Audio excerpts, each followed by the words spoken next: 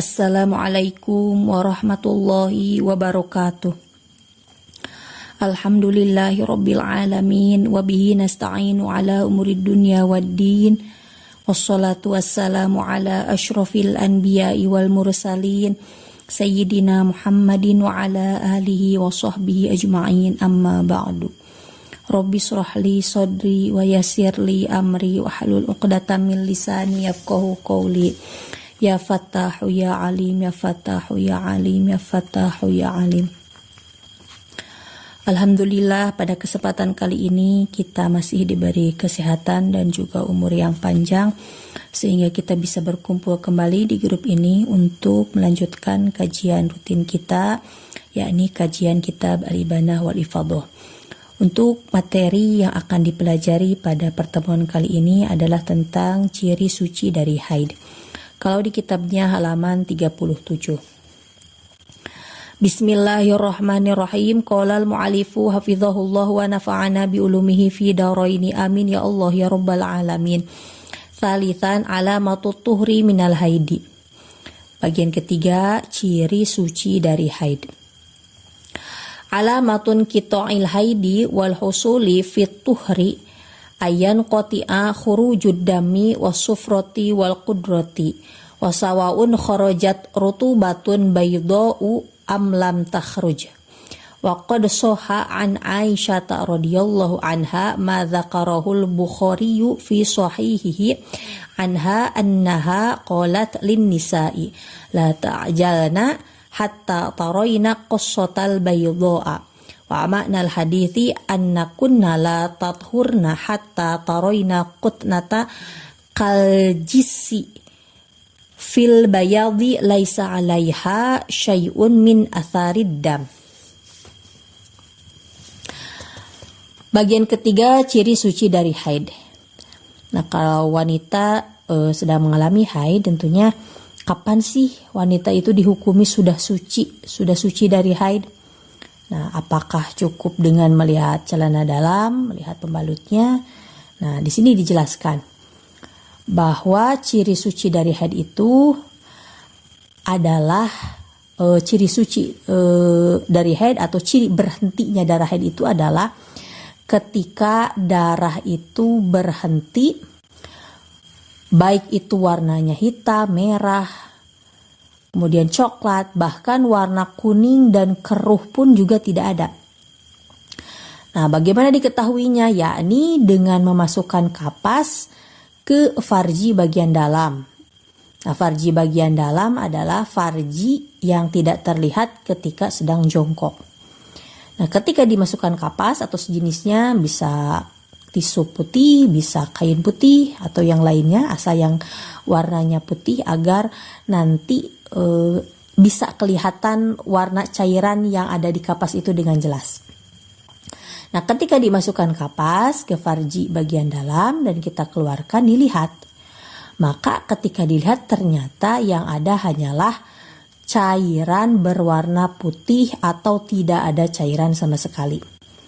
Nah, berarti kalau misalkan kita cek nih, pakai kapas, misalkan di celana dalam udah gak ada darah.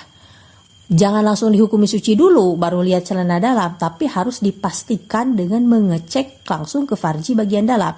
Karena kalau di celana dalam tidak ada darah, tapi ketika dicek menggunakan kapas ternyata masih ada bekas darahnya, ya berarti masih haid. Nah, pertama kita lihat dulu, oh di celana gak ada darah nih, kita cek menggunakan kapas ke farji bagian dalam, ternyata yang ada cuma cairan putih. Cairan putih ya kayak keputihan gitu, cairan keputihan yang warnanya memang putih ya, bukan kuning, bukan pula keruh. Maka kalau ada cairan putih berarti sudah suci. Atau ketika dilihat di kapas ternyata cairannya bening, ini juga berarti sudah suci. Atau tidak keluar cairan sama sekali, kering pas dikeluarkan si kapasnya, nah itu juga sama, berarti sudah suci. Nah, ini telah disahihkan dari Siti Aisyah radhiyallahu anha apa yang telah dijelaskan oleh Imam Bukhari di dalam Sahih Bukhari, bahwa Siti Aisyah berkata kepada para wanita, jadi para wanita pada saat itu mengirimkan sebuah kain yang di dalamnya ada kapasnya. Nah, di kapasnya itu ada cairannya. Nah, ada cairannya. Mau bertanya, intinya para wanita ini mau bertanya kepada Siti Aisyah, ini kalau ada cairan warna gini nih di kapas, apakah harus mandi wajib atau jangan dulu mandi wajib? Nah, itu intinya. Nah, pada saat itu Siti Aisyah berkata, la ta'jalna hatta taroina qassatal baydoa. Kata Siti Aisyah, janganlah kamu terburu-buru untuk mandi wajib, untuk bersuci sampai kamu melihat kapas yang berwarna putih. Nah, apa makna dari hadis ini? Bahwa wanita jangan dulu untuk bersuci atau jangan dulu mandi wajib sampai melihat kapas seperti kapur dalam hal putihnya. Jadi melihat jangan dulu bersuci sampai melihat cairan yang berwarna putih seperti kapur. Nah, cairan keputihan itu tadi, kalau memang ini wanitanya kalau punya kebiasaan keputihan nih, berarti ketika setelah haid keluar cairan putih itu pertanda dia sudah suci. Tapi tidak semuanya keluar cairan keputihan, ada yang gak keluar cairan sama sekali. Nah, berarti ketika tidak ada cairan sama sekali, gak ada warna darah lah intinya, maka berarti dia juga sudah suci. Ya, pada intinya bahwa di kapas itu tidak boleh ada bekas darah. Baik itu warna hitam, warna merah, warna coklat, warna kuning, dan juga warna keruh. Karena warna kuning dan juga warna keruh ini, kalau menurut qaul ashah dalam madhab Syafi'i, hukumnya adalah haid juga, masih haid. Kalau memang keluarnya masih dalam lingkup 15 hari. Nah, memang kalau menurut Muqabil ashah itu kuning dan keruh bukan haid, apalagi kalau keluarnya di luar lingkup adatnya atau keluarnya setelah mandi wajib. Nah, kalau menurut Muqabil ashah bukan haid. Tapi kalau menurut qaul ashah, kalau yang lebih sahih itu hukumnya adalah haid. Dan dasarnya adalah ini, hadis riwayat Siti Aisyah bahwa jangan dulu mandi wajib sampai melihat kapas itu ada cairan yang warna putih.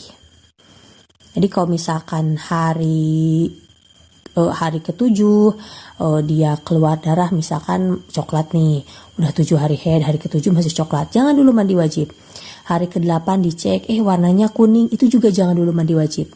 Kemudian hari ke-9 warnanya keruh, itu juga jangan dulu mandi wajib. Baru hari ke-10 ternyata dicek cairan yang keluar itu warnanya putih atau bening. Nah, maka pada saat ini berarti dia sudah suci karena ada ciri sucinya itu. Nah, ciri sucinya adalah ketika dicek ternyata ada cairan berwarna putih. Maka harus segera mandi wajib, jangan ditunda-tunda karena ada kewajiban untuk sholat pada saat itu ketika darah telah berhenti. Jangan ketika dicek berhentinya itu di waktu duhur, ditunda mandi wajibnya sampai esoknya. Karena ada pemahaman yang salah di masyarakat kalau adanya kewajiban sholat itu ketika setelah mandi wajib, akhirnya mandi wajibnya diakhir-akhirkan terus biar gak sholat. Nah, ini salah. Kalau diakhir-akhirkan terus padahal sudah jelas darah berhenti, itu sholat yang ditinggalkan wajib diqodho. Karena begitu darah berhenti, di sana ada kewajiban untuk melaksanakan sholat. Itulah yang dapat saya sampaikan untuk kesempatan kali ini. Semoga ada manfaatnya. Apabila ada kesalahan mohon untuk dikoreksi. Hadanallahu wa iyyakum ajma'in. Wabillahi taufiq wal hidayah. Wassalamualaikum warahmatullahi wabarakatuh.